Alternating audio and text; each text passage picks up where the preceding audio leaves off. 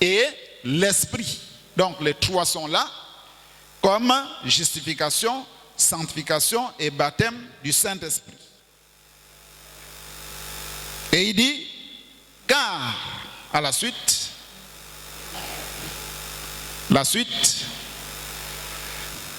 car il y en a trois qui rendent témoignage. L'Esprit, l'eau et le sang. Et les trois sont d'accord. Les trois ne sont pas un, mais les trois sont d'accord. La suite, si nous recevons le témoignage des hommes, le témoignage de Dieu est plus grand, car le témoignage de Dieu consiste en ce qu'il a rendu témoignage à son Fils. C'est-à-dire, celui-ci est mon Fils bien-aimé, en qui j'ai mis toute mon affection. C'est pourquoi on disait que Jésus était Dieu, parce que tout Dieu, tout l'Esprit était rentré en lui le jour du baptême. Une acclamation.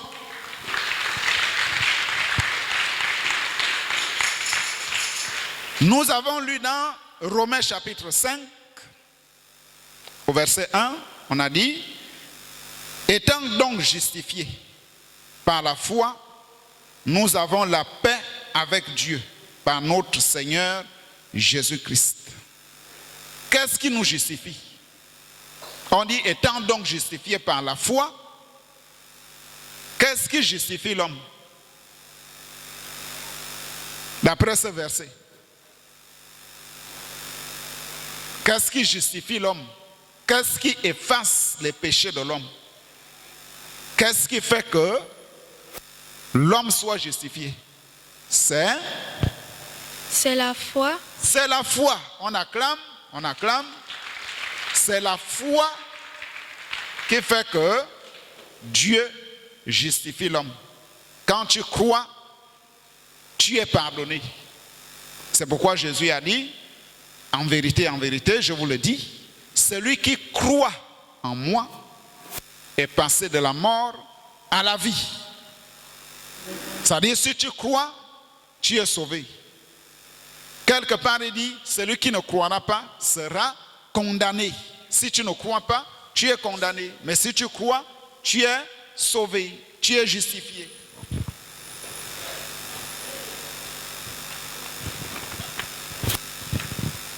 Nous allons dans pourquoi le Saint-Esprit a été donné.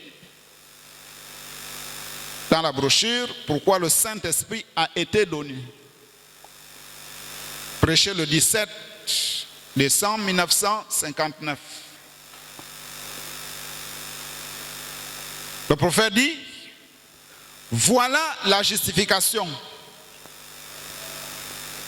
La justification, c'en est une étape. La sanctification est une autre étape. Le Saint-Esprit, c'en est une autre étape. Il dit la Pentecôte. Et nous allons aux âges de l'Église. Qui connaît les 7 âges de l'Église? Nous avons déjà enseigné ça ici à l'école du dimanche. Qui connaît les 7 âges de l'Église? Qui peut les citer? Oui?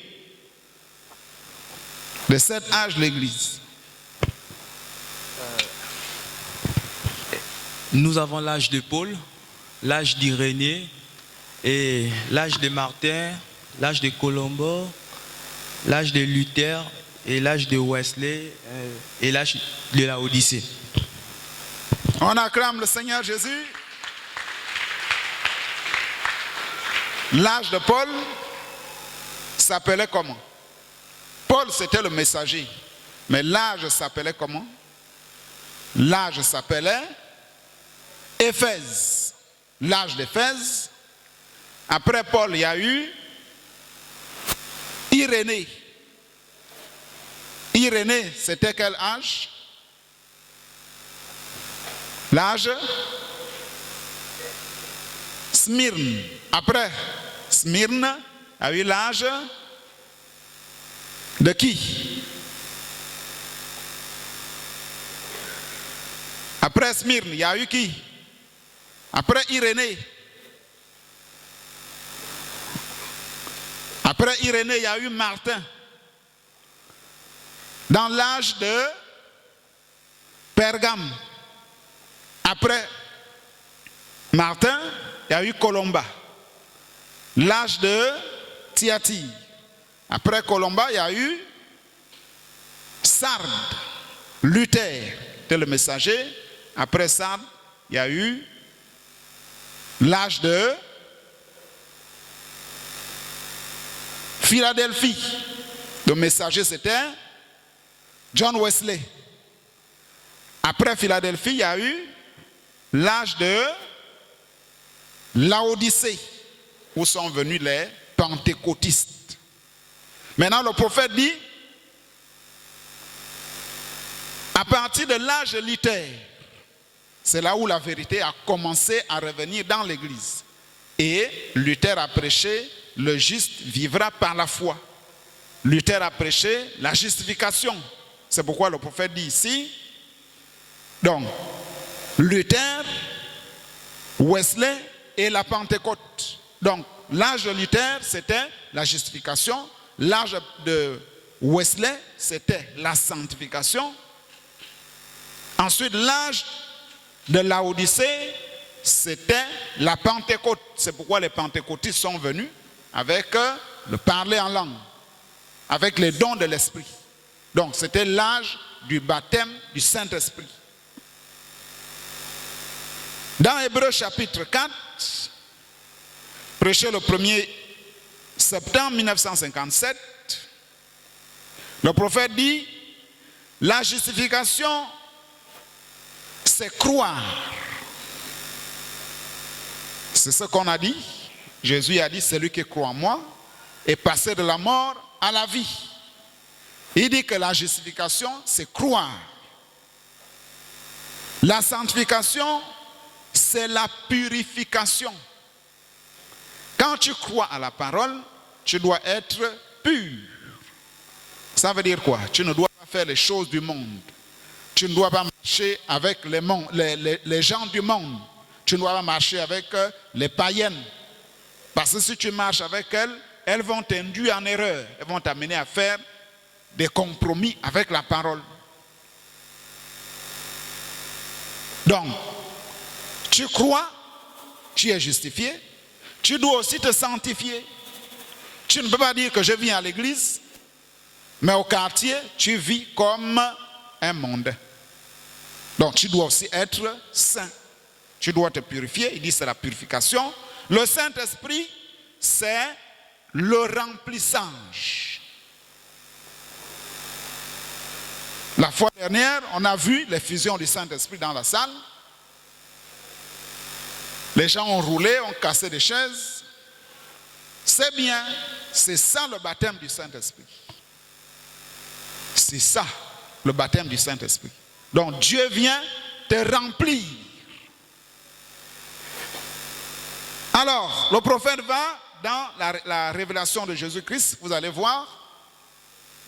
Il dit, quand une naissance naturelle, qui a déjà vu une femme enceinte? Tout le monde. Après, on va dire qu'on l'a amené à l'hôpital, la nuit ou bien le matin, et quelques heures après, on a vu le petit garçon, hein, le bébé. C'est pas ça. On acclame. Maintenant, le prophète compare cela avec le spirituel. Il dit, quand une naissance naturelle se produit, il dit, quelle est la chose qui arrive en premier? Quand une femme donne naissance à un bébé, il dit, la première, c'est l'eau. La seconde chose, la deuxième chose, c'est le sang. Pas vrai? Il dit, la chose suivante, c'est l'esprit. Le bébé prend souffle. Il prend son souffle, se met à respirer. L'eau, le sang et l'esprit. Si cet enfant ne le respire pas, on va dire mort-né. On va dire l'enfant est né, mais il est mort. Parce qu'il n'a pas vécu, il n'a pas respiré. C'est à cause de ça que parfois les sages-femmes tapent le bébé. Après, il va respirer et l'enfant va vivre. Donc, il y a l'eau, il y a le sang et la vie. Aussi la naissance spirituelle, le prophète dit, même la naissance spirituelle, c'est la même chose. Il dit, le baptême d'eau au nom du Seigneur Jésus-Christ. Il dit, la justification. Dès que tu crois au Seigneur Jésus, dès que tu dis que je crois, la deuxième chose à faire, c'est quoi? Dès que tu crois, ensuite, qu'est-ce que tu dois faire? Pour montrer aux gens et à Dieu que tu as cru, qu'est-ce que tu dois faire? Oui? On doit se baptiser. On acclame le Seigneur Jésus. Tu dois prendre le baptême d'eau. Mais il y a des gens, ils croient, il fait des années, il est là. Il ne se baptise pas. On se demande, il attend quoi? On ne sait pas ce qu'il attend. Dès que tu crois au Seigneur Jésus, la deuxième chose, c'est prendre le baptême. Il dit, la justification par la foi, croire au Seigneur Jésus-Christ.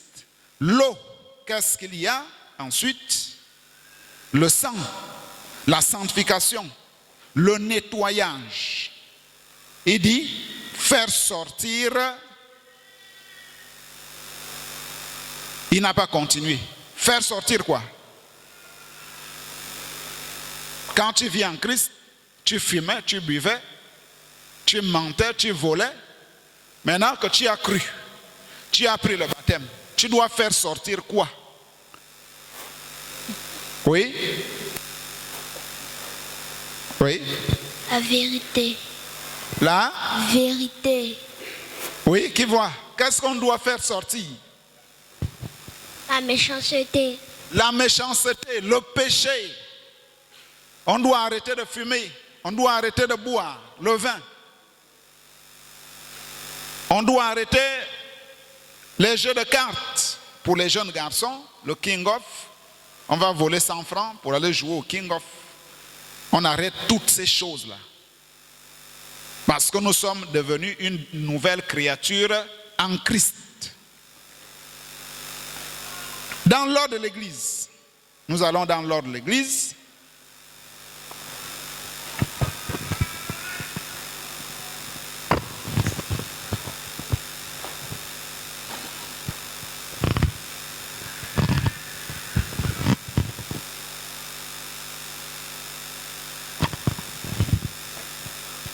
L'ordre de l'Église, 58.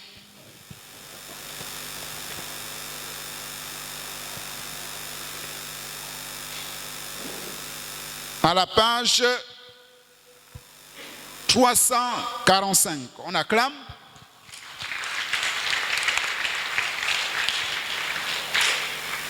Le prophète dit, nous croyons à la justification par la foi. C'est-à-dire quand tu crois, Dieu te justifie. Nous croyons qu'une personne a été justifiée par la foi. Cette personne a la paix avec Dieu, avec le Seigneur Jésus. Mais il est possible, le prophète dit, il est possible que cette même personne ait des habitudes comme boire, fumer, faire des choses qu'elle ne doit pas faire, des habitudes sales de la chair. C'est ça que le prophète dit. Et il dit, nous croyons ensuite que le sang de Jésus-Christ sanctifie cette personne en vue de la mettre au service du Seigneur. Donc, nous croyons à la sanctification selon Hébreux chapitre 13 au verset 12. Là, Jésus aussi, afin de sanctifier le peuple par son propre sang, a souffert hors de la porte. Nous croyons que la sanctification est un enseignement du Nouveau Testament et qu'elle est destinée aux croyants tout au long de l'âge du Nouveau Testament, celui où nous vivons maintenant. Et nous croyons aussi qu'après avoir été sanctifié, cet individu est débarrassé des habitudes impures. Cet individu qui croit doit se débarrasser de la vie mondaine. Vous-même, vous connaissez ce qu'on appelle la vie mondaine. La plus grande chose aujourd'hui, c'est Facebook et WhatsApp. On regarde n'importe quoi, ce que le chrétien ne devrait pas regarder. Après, vous serez surpris que vous êtes dans le monde, vous avez rétrogradé. Pourquoi? Parce que vous avez laissé les portes du monde. Il croit au Seigneur Jésus-Christ. Il n'a plus ses habitudes. Nous croyons qu'il est alors candidat au baptême du Saint-Esprit, qui vient sous forme de remplissage du croyant. Alors, quand le croyant, il s'arrête là. Donc vous voyez que dès que ce croyant-là se débarrasse de ces choses du monde, il est maintenant candidat au baptême du Saint-Esprit. Une acclamation.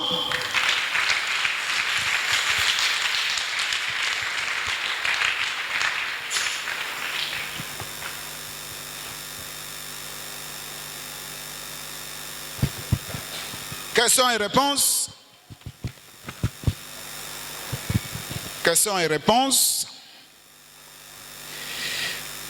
1954, paragraphe 70, on acclame.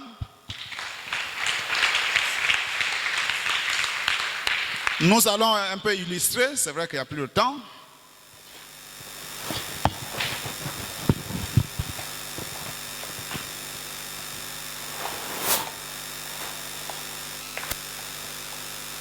Nous allons passer à l'illustration, vous allez voir quelque chose. Si j'avais un petit verre, donc on considère la bouteille comme le petit verre. C'est le prophète qui parle. Si j'avais un petit verre ici, je vous montrerai ce que... Il dit, tenez, prenez par exemple cette bouteille. Voilà, nous avons la bouteille qui est ici. Elle était vide et que je la ramassais. C'est comme ici, on va dire, la poubelle. Je la ramasse à la poubelle. Ça montre le croyant qui sort du monde, qui est dans le monde, dans les bars, dans la fumée, dans tout ce qu'il fait. Maintenant, Dieu l'appelle. On dit par exemple, le voisin, je t'invite à l'église. Et quand il arrive ici, il s'assoit là, il écoute le pasteur prêcher. C'est ça l'exemple. Donc, Dieu le ramasse comme à la poubelle, et il le met là. Qu'est-ce qui va se passer? Il dit, eh bien, la première chose que je dois faire, c'est la justification. La ramasser, je la ramasse parce que je veux l'utiliser. Elle est encore sale, je l'ai trouvée là, dans la poubelle. Et où elle se trouvait. Maintenant, si je suis une personne normale, si je ne suis pas fou, parce que le fou, lui, il ramasse n'importe quelle bouteille, il commence à boire. Mais le prophète dit, si je suis une personne normale, qu'est-ce que je vais faire? Il dit, je l'ai trouvé dans la poubelle, dans la poussière, maintenant, eh bien, je ne vais pas mettre là-dedans quelque chose de propre. Je vais d'abord me servir. Et il faut d'abord que je remette cette chose-là en état. C'est-à-dire, je dois d'abord nettoyer. Alors, le mieux, c'est de la frotter, la nettoyer, de la sanctifier. Pas vrai? Or, le mot sanctifier, qu'est-ce que ça veut dire? Nettoyer et mis à part pour le service. On acclame, on acclame.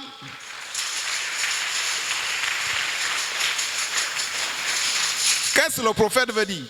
Le prophète veut montrer que cette bouteille-là, c'est l'incroyant. Là, il est dans le monde. Quand Dieu l'appelle, Dieu le ramasse. Après, Dieu lui donne les enseignements, ce que nous sommes en train de faire. Dieu le nettoie, il le sanctifie. Après, il le met quelque part pour le service. C'est ce qu'on fait avec le verre. On le ramasse, on le nettoie, on le met quelque part. Maintenant, le jour que je veux m'en servir, je veux boire de l'eau, je prends maintenant ce verre-là, je le remplis d'eau. Après, je bois. Ce n'est pas ce que nous faisons dans les maisons. C'est ce que Dieu fait avec chacun de vous. Donc, Dieu vous a appelé, il vous a donné son enseignement et il veut maintenant vous remplir. Et nous allons voir prochainement que le baptême du Saint-Esprit peut venir avant l'enseignement. Ça peut venir après l'enseignement, ça dépend de Dieu.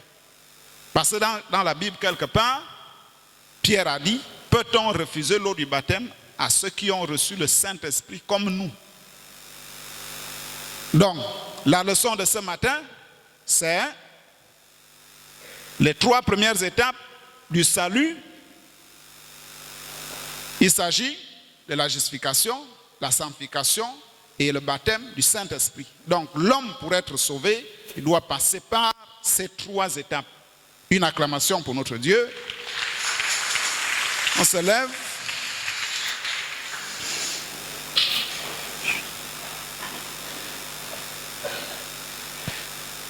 Nous allons prier. Seigneur notre Dieu, merci encore pour l'assistance ce matin. Alors que nous venons de terminer, Seigneur, nous avons besoin, au Dieu Tout-Puissant, que ces enseignements puissent prendre forme dans tes enfants, afin de marcher avec cela, Seigneur Jésus. Ô Dieu, assiste-nous du début, au Dieu Tout-Puissant, du grand culte qui va commencer tout à l'heure. Assiste chacun et ceux qui sont en chemin et notre pasteur et les diacres. Au nom du Seigneur Jésus-Christ, bénis aussi les dîmes et les offrandes qui seront récoltées au nom de Jésus-Christ. Amen.